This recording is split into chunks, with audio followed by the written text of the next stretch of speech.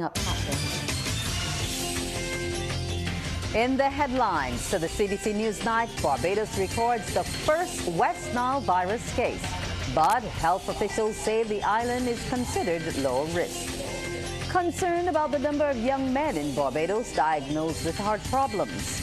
Prime Minister Mia Motley wants a regional regulatory strategy on artificial intelligence. Broadcasting from our studios in the Pine St. Michael, this is CBC NewsNight, starting now.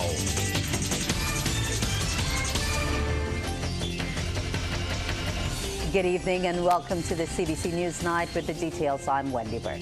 Health officials have increased surveillance for the West Nile virus after confirmation the island has recorded one case. CBC News spoke with the acting chief medical officer about the matter.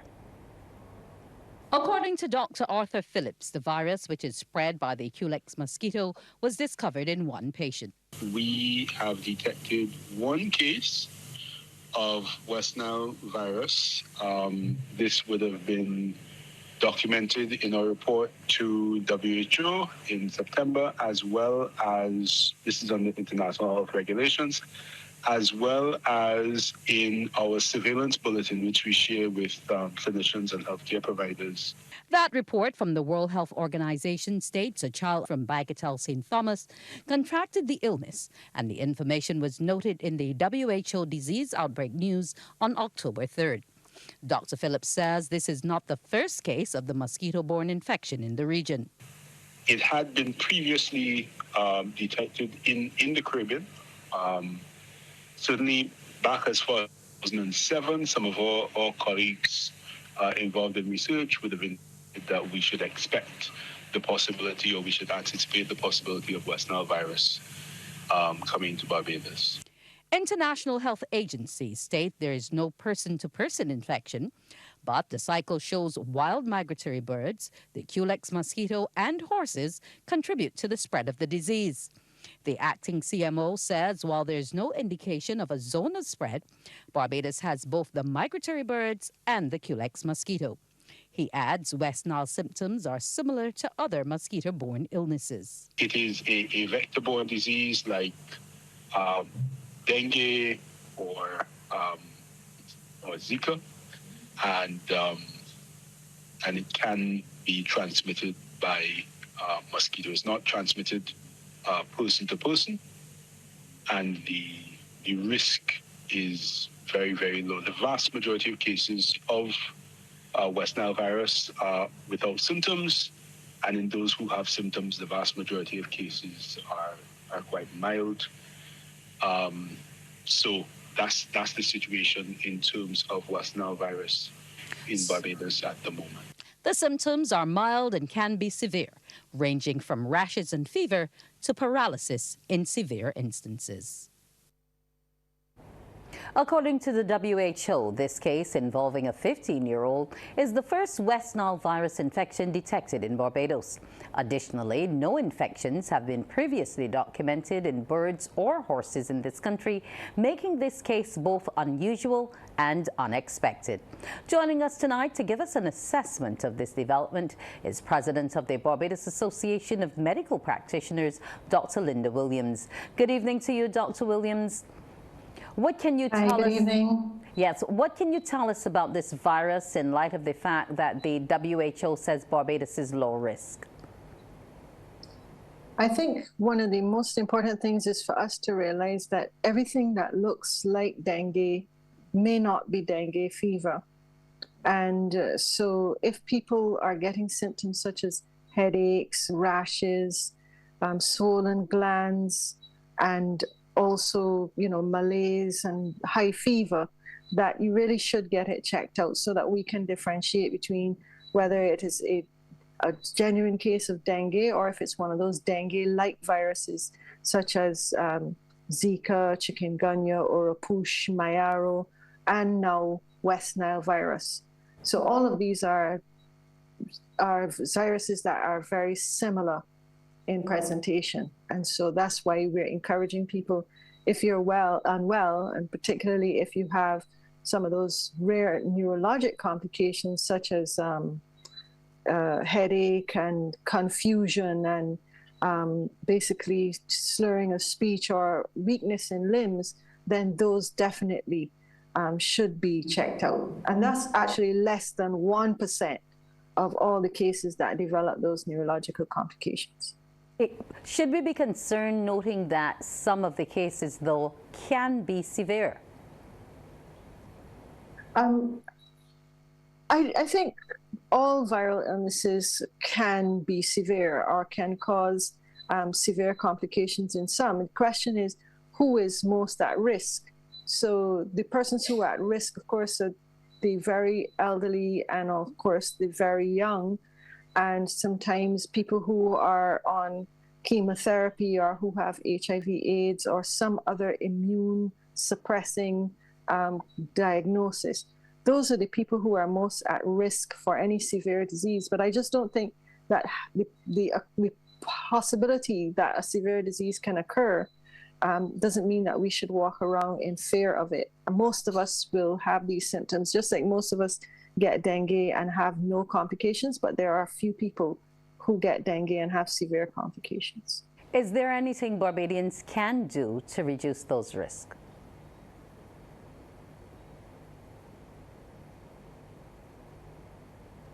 Dr. Williams?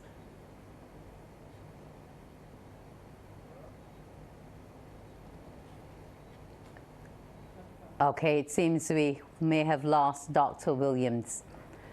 Continuing now, we turn our attention to another health-related issue that's concerned here in Barbados. It is the high incidence of cardiovascular events affecting young men. Minister of State in the Ministry of Health, Davidson Ishmael, says in 2020 there were 247 incidents recorded compared to 294 in 2011. He says data shows the increase is influenced by lifestyle-related risk factors and demographic shifts. Among initiatives aimed at helping Bajans improve their health are a national nutrition policy and a national workplace wellness policy. Minister Ishmael was speaking while delivering the feature address at the Heart and Stroke Foundation of Barbados' 5th annual World Heart Day luncheon at Sandals Royals. Our cardiovascular disease rates exceed those in the rest of the Americas, and we are also witnessing a worrying trend. That is, an increase in annual heart attack cases over approximately the last decade. In 2011, we had 294 cases, which then grew to 547 in the year 2020, all occurring within a context where we have also observed high case fatality rates. President of the Heart and Stroke Foundation of Barbados, Dwight Mosley, says their cardiovascular rehabilitation program supports approximately 137 individuals with at least 8 referrals monthly, which includes cardiac and stroke patients. And he says going forward, it is their intent to have 2 individuals in every household trained in CPR and first aid in the event of cardiac emergencies. These numbers are gradually returning to pre-pandemic levels, and with your help, we are poised to expand our reach even further, especially to those indigent patients. Your commitment makes a significant difference in the lives of those who rely on us for recovery and for hope. Barbados will be making a push for a stronger regional framework on artificial intelligence when it takes over the chairmanship of CARICOM in January. Prime Minister Mia Amor-Motley made the revelation during Parish Speaks at the Frederick Smith Secondary School. She believes a regional approach is needed given AI's implications for the integration movement and the single market. This is virgin territory for the entire world. The EU is probably the most advanced in terms of its analysis of the kind of regulatory framework that it needs. And on data matters, you will notice that China has a very state-centric approach. The US has an approach that is very market-centric. And the European Union tends to come in between there. We in the region need to set out what is possible and what is in the interest of the integrated community that we have, rather than each country going off and doing their own separate regulation. Meanwhile, Minister in the Ministry of Economic Affairs and Investment, Chad Blackman, says in the coming months the country should have a strategic framework on harnessing the intellectual property of Barbadians. This prompted Prime Minister Motley to reveal special tax provisions amounting to half of the normal corporate tax rate. So long as 80% of the intellectual property is created within the jurisdiction of Barbados, not all, then you're in a position to claim a special tax rate of 4.5%. We've done that because in a very real way, the dismantling of the international business sector means that a lot of the intellectual property rights companies that previously would have done and benefited from low taxation here will not be able to unless they can prove that the intellectual property is in fact created here. Concerns about access to some beaches on the West Coast were also raised at That Parish Speaks. They have led to the creation of a new protocol. Sharika Griffith reports. Restricted access to beaches and inadequate notice of work taking place on the country's Platinum Coast took center stage as Parish Speaks returned to St. James. Fisherman Samuel Innes is concerned residents of Paynes Bay are in the dark about work being done there. It should be a national policy that if you have to carry out any work on the beach, you need to put a billboard, who doing the work, what is being done, the length of time, and what it's going to achieve. In response, Senior Minister in the Prime Minister's office responsible for planning, Dr. William Duguid, explains the normal planning process involves the erection of billboards and an environmental impact assessment.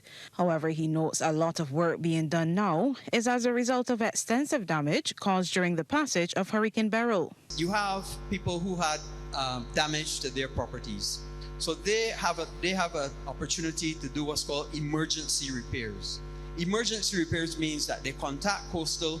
They don't have in order to protect their properties, they don't have time to go through the long planning process.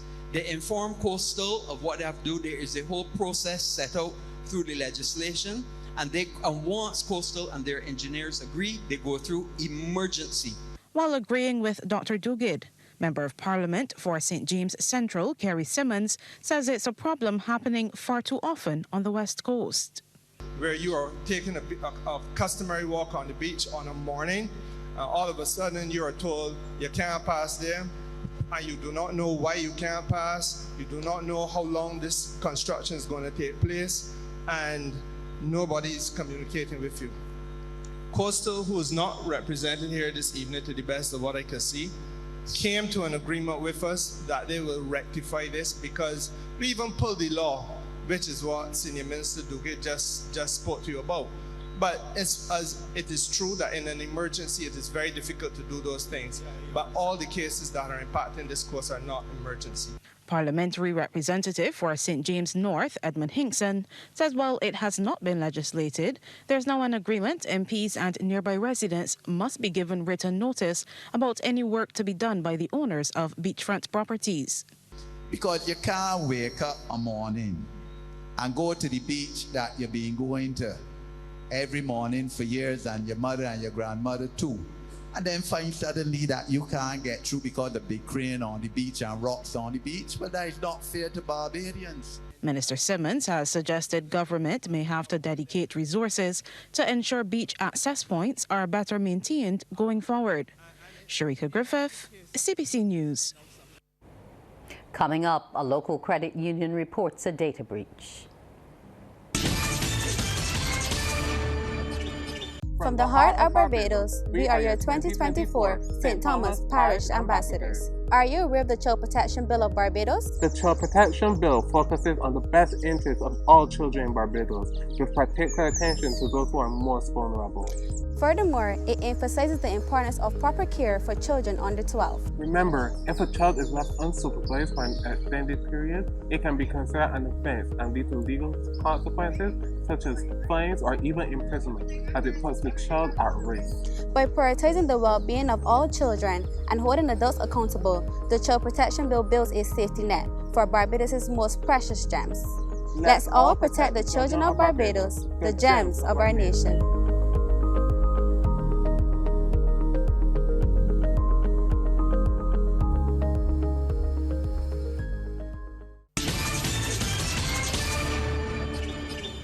Another data breach reported. This time it relates to the debit MasterCards issued by the Barbados Public Workers Cooperative Credit Union Limited. The credit union has informed some of its customers via email that one of its service providers has recently brought to its attention a potential security breach. While not identifying the service provider, the correspondence goes on to say, quote, "Your card information was used at an online merchant by non-authorized persons to request fraudulent payment authorization.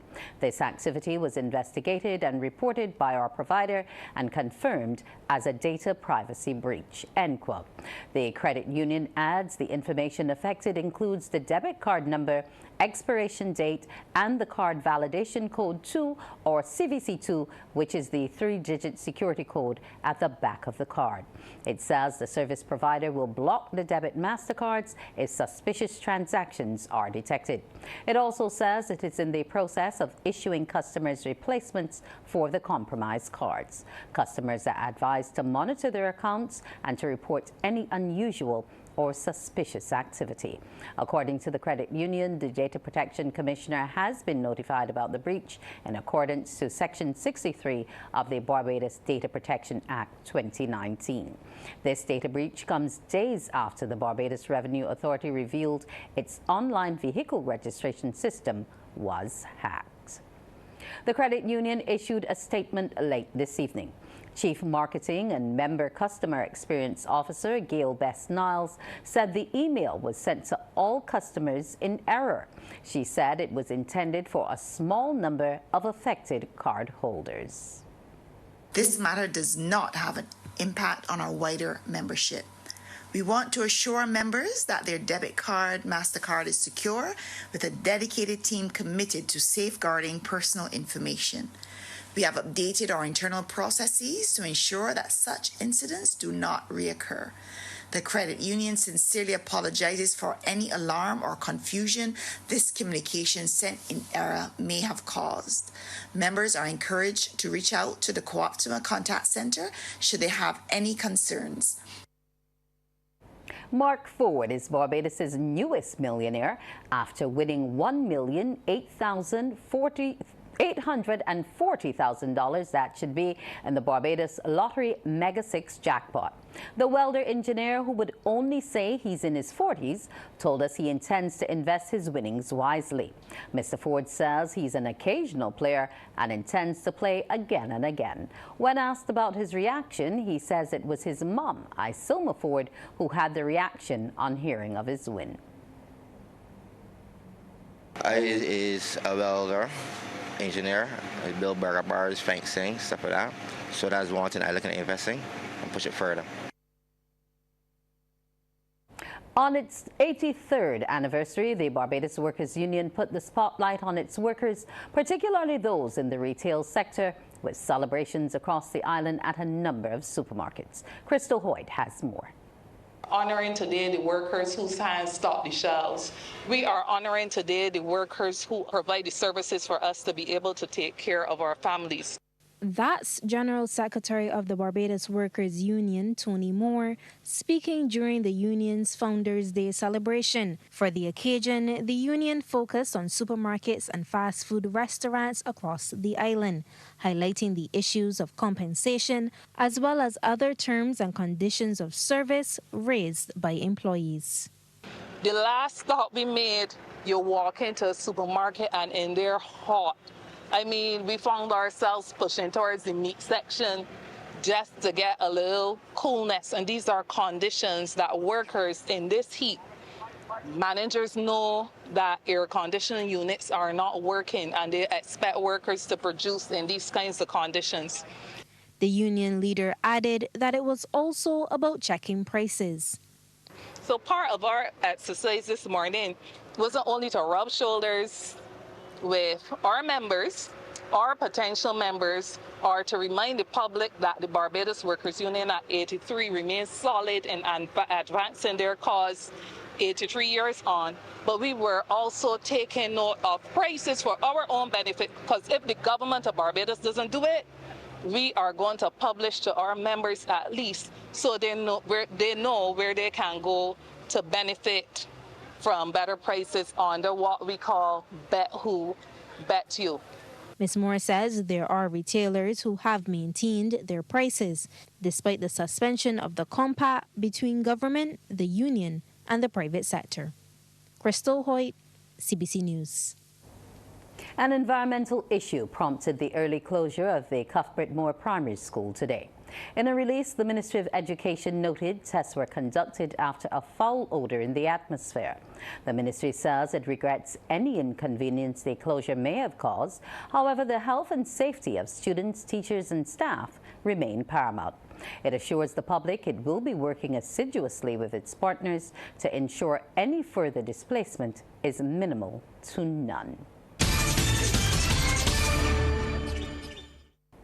And we head over to the Sports Center with Damian Best. Yes, good evening to you, Wendy. Good evening to our viewers and listeners. Some cricket news first up. Barbados Royals are playing tonight for a place in the Republic Bank CPL final as they take on host Ghana Amazon Warriors in the second qualifier at Providence. Now, the Royals have been asked to bat, and after 5 overs, they were 36 for 2 moments ago. 40 for 2, Quinton de Kock and, of course, Raheem Cornwall bat in the pavilion. Live coverage continues on MCTV Sports Match Channel 310, while CBC TV 8 will air the full match tape delayed from 8:03. Meanwhile, West Indies lost their opening match of the ICC Women's T20 World Cup, going down to South Africa this morning at Dubai's International Cricket Stadium. Sent into bat, Windies women were restricted to 118 for 6, with Stephanie Taylor top scoring with 44 not out. Well, South Africa women replied with 119 without loss from 17.5 overs to win by 10 wickets. Laura Wilvart top scored with 59, while Tazim Brits was on 57. Meanwhile, today's second game, New Zealand women got over India women by 58 runs. Scores in that one, New Zealand 160 for 4, India 102. Tomorrow, it'll be Australia versus Sri Lanka at 6 a.m., followed by Bangladesh versus England at 10 a.m. Both games live on MCTV's ESPN channel 308. Well, Barbadian all-rounder Shamar Springer has earned a call-up for the upcoming West Indies tour of Sri Lanka in the T20 international format, while Joe Andrew, the young Antiguan wicketkeeper batsman, is in the one-day international squad. Well, several senior players, including Nicholas Pooran, Andre Russell, Akil Hussain, and Shimron Hetmar, have opted out of the tour for personal reasons, opening the door for newer faces and returning players. Jason Holder is also not named in the party. The T20 squad includes Rovman Powell, the captain, Roston Chase, his vice, Fabian Allen, Alec Athanaze, Andre Fletcher, Terrence Hines, Shea Hope, Alzari Joseph, Shamar Joseph, Baden King, Evan Lewis, Gurukesh Moti, Shifrin Rutherford, Romario Shepherd, and Springer. The ODI squad, on the other hand, has Hope as captain, Joseph his vice-captain, Joel Andrew, Athanaze, Casey Carty, Chase, Matthew Ford, Shamar Joseph, King, Lewis, Moti, Rutherford, Jaden Seals, Shepherd, and Hayden Walsh Jr. The teams are set to compete in 3 T20 internationals and 3 ODIs from October 10th to 27th. Well, 6 West Indies men's players and 3 women's players have received multi-year retainer contracts from Cricket West Indies for the remainder of 2024 until 2026. CWI named Shea Hope, Alzari Joseph, Shamar Joseph, Banan King, Gurukesh Moti, and Jaden Seals as the men's players offered multi-year deals. Meanwhile, Haley Matthews, Shemaine Campbell, and Stephanie Taylor are the women's players that have secured a contract for the 2-year period. In total, 15 senior men's and women's players have been contracted based on their performances during the 2023-24 evaluation period. Of note, Barbadian pacer Kemar Roach is in discussions regarding a new dual playing and mentorship coaching role as he begins to plan and consider the next stage of his cricket career. Well, that is the first half in sports. Wendy, we'll be back a bit later on. Thank you so much, Damien. Up next on CBC's Newsnight, the Business Report. Books open your heart, your mind, and your soul. They are educational, entertaining, inspiring, and motivating. Are you an author of a recent book you want to share? Then Morning Barbados would love to feature your book in our The Next Chapter segment. Send us an email to morningbarbados@cbc.bb. That's morning without the G. Come and let us turn those pages together.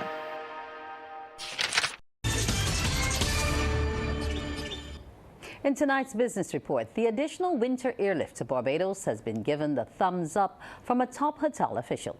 General Manager at Hilton Barbados Resort, Jack Montiel, tells the business report it augurs well for the hospitality sector.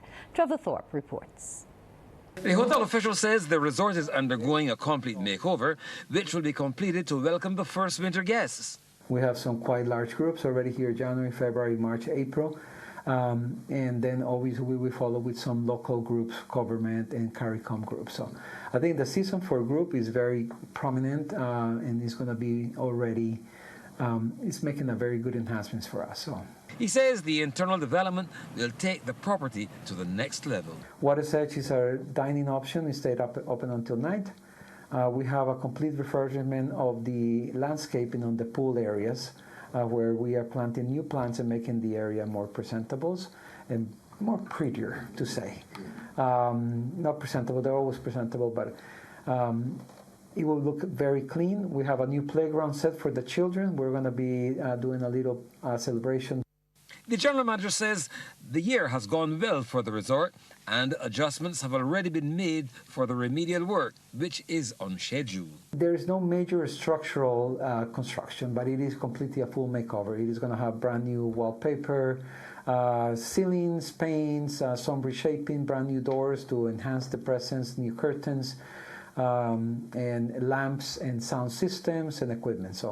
And we're going to go with video screens on the ballroom, so that's a great enhancement as well. We're adding the rigging points for massive conventions to be able to have more of a professional high-end setup. So the general manager says there's always work in progress at the hotel as they try to stay on the cutting edge of the hospitality industry. Trevor Thorpe for the Business Report. Here's how the stocks traded locally and regionally today. In Jamaica, Sagicor Select Funds Limited Financial with 13,363,498 units was the volume leader, followed by Trans Jamaican Highway Limited and NCB Financial Group Limited. In Trinidad and Tobago, Massey Holdings Limited was the volume leader, with 2,047,264 shares changing hands for a value of Trinidad and Tobago $7,627,804.18, followed by One Caribbean Media Limited. And here in Barbados, Epley Caribbean Property Fund SCC Value Fund was the sole security, trading 49,962 shares at Barbados 50 cents each. That's it for business. When we return after the break, weather news. Some ask, what makes Barbados so special? We at Morning Barbados say it's you, our exceptional youth. You are talented, resilient, and inspirational. You are the epitome of the Barbadian spirit, testing the boundaries of your creativity. If you are an entrepreneur, artist, baker, designer, author, or have done anything you think should be highlighted, email us at morningbarbados@cbc.bb. Let us show the world our exceptional Bajan youth.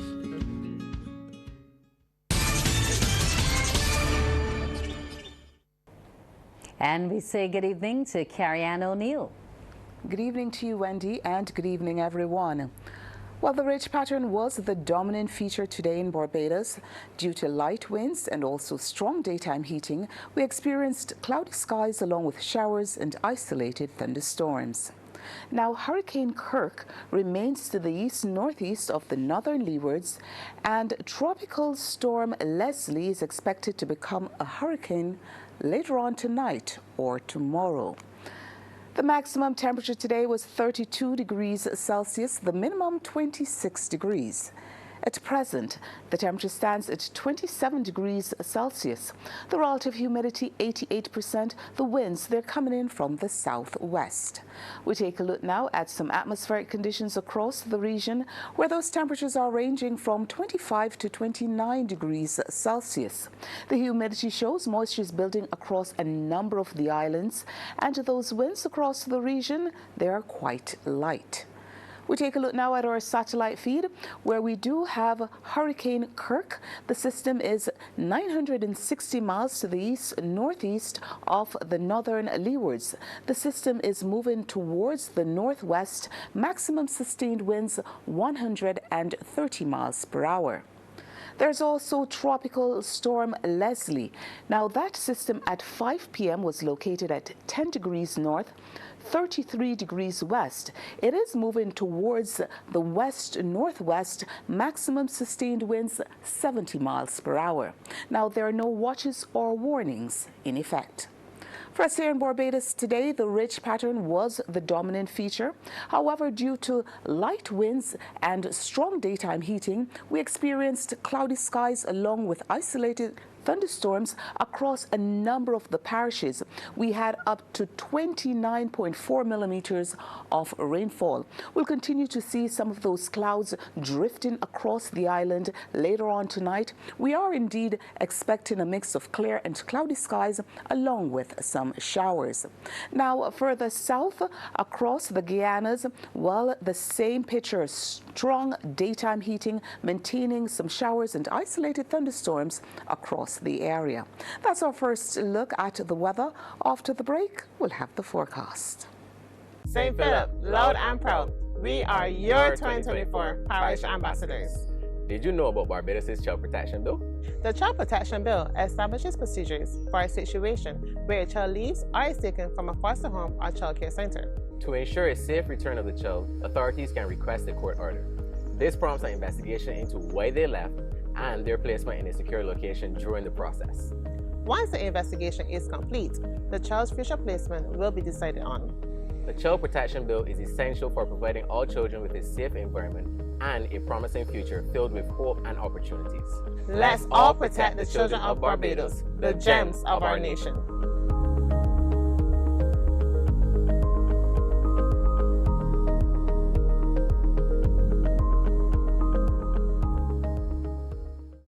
Welcome back. In the forecast for tomorrow, the sun is expected to rise at 5:47 and will set at 5:45.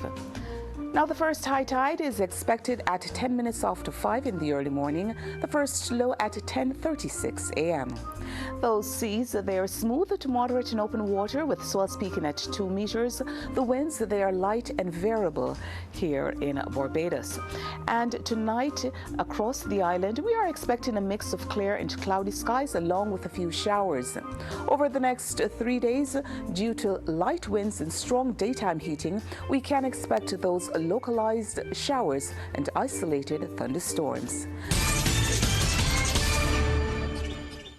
There is a saying, you can find a Bajan anywhere. Are you a Bajan living abroad? Or do you know of one who has migrated to another country? Well, we at Morning Barbados would love to have you or them on our Bajan Afar segment. Share your amazing stories, experiences, and how you have adapted to a new culture. Send us an email to morningbarbados@cbc.vb. And together we will travel the world.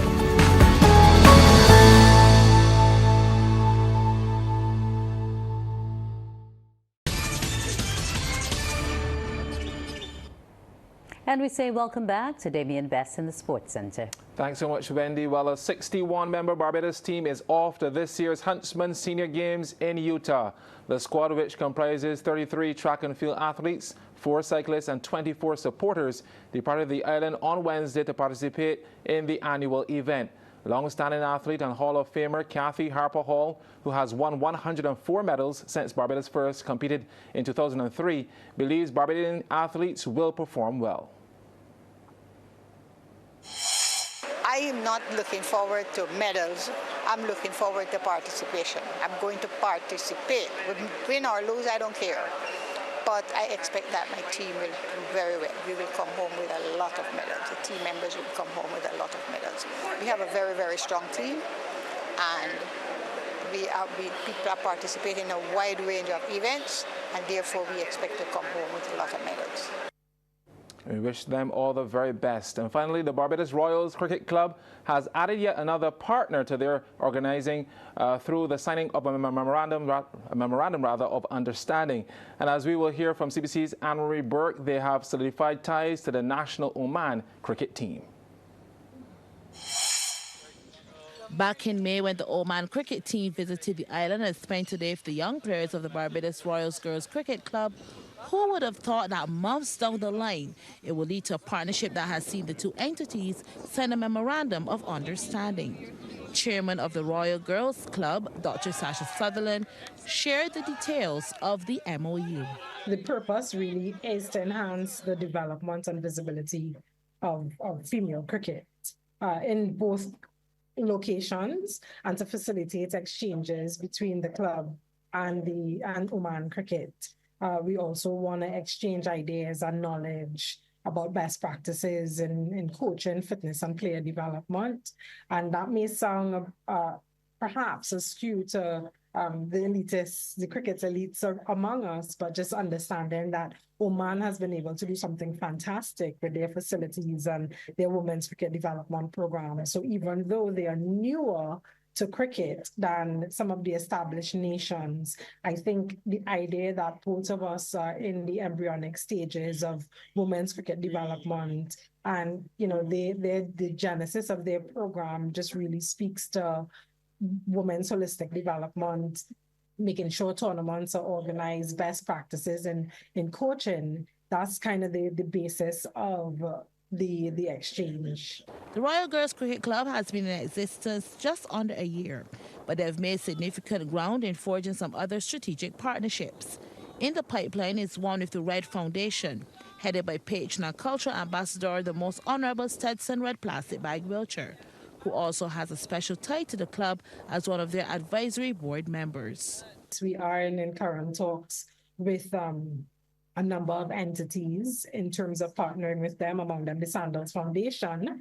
Immediately, we are hoping to partner with the Right Honorable Stetson Wiltshire and his foundation in the creation of an after-school or an after-club program, which now looks to marry athletics and academics. And so the idea behind that is we want fantastic athletes, but we want athletes who are also capable of carrying a conversation, being ambassadors for Barbados and the Caribbean, being critical thinkers and being leaders of tomorrow. So immediately we want to provide the support, whether that is providing stationery, school supplies, etc., for the girls as they go back to school, and eventually providing academic instruction to them, helping with homework, etc. There is a hope that more entities will come on board as the club pushes its mandate of developing female cricket talent starting at the youth level, while working with the Barbados Cricket Association to re-establish a full women's cricket program on the island. Well, thanks so much, Anne-Marie, and that's it for sports. It's over to you, Wendy. Thank you so much, Damien. We'll return after the break.